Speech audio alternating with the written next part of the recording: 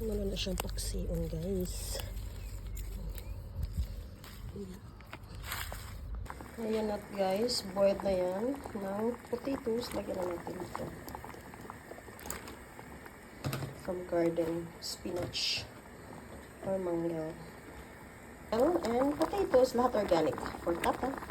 Ayan, na-drain natin yan, guys. So, kunin na natin si Potato. Mr. Potato. Angela said, Mr. Potato. Ayan, separate natin. So, here's, guys, Tata's food. Ayan. Ayan, guys. So, basta asin. Olive oil. Ang tubig niya.